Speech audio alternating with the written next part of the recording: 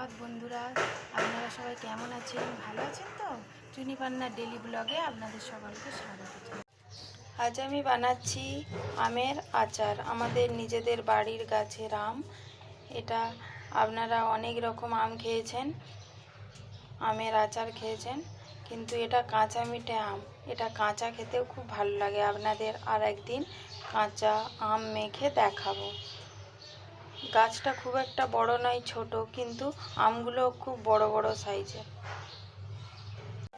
আমের আচার তৈরি করার জন্য কড়ার মধ্যে দিয়ে দিয়েছি সরষের তেল। এটা সরষের তেলে করলেই ভালো হয়। তেজপাতা, গোটা লঙ্কা ও পাঁচফোড়ন। আমগুলো ভালোভাবে লবণ ও হলুদ দিয়ে মাখিয়ে নিয়েছিলাম। 2-3 ঘন্টা আগে মাখিয়ে রেখেছিলাম, যাতে ভালোভাবে লবণ ও হলুদটা আমের মধ্যে গিয়ে খেতে খুব ভালো লাগে। এবার আমগুলো কড়ার মধ্যে দিয়ে দেব।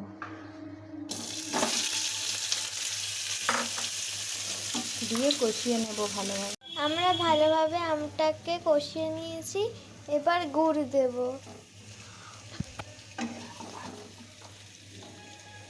দিয়ে ভালোভাবে কষিয়ে নেব। ভালোভাবে কষিয়ে নিয়েছি। এইবার এর মধ্যে দিয়ে দিলাম গুড়।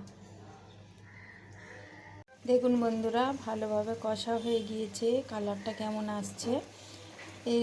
এই আম গুড়ের ক্ষেত্রে কষিয়ে নেওয়াটাই মেন, নইলে খেতে ভালো লাগবে না। এটা অনেক দিন থাকবে তো, সেজন্য একদম ড্রাই করে কষিয়ে নিতে হবে।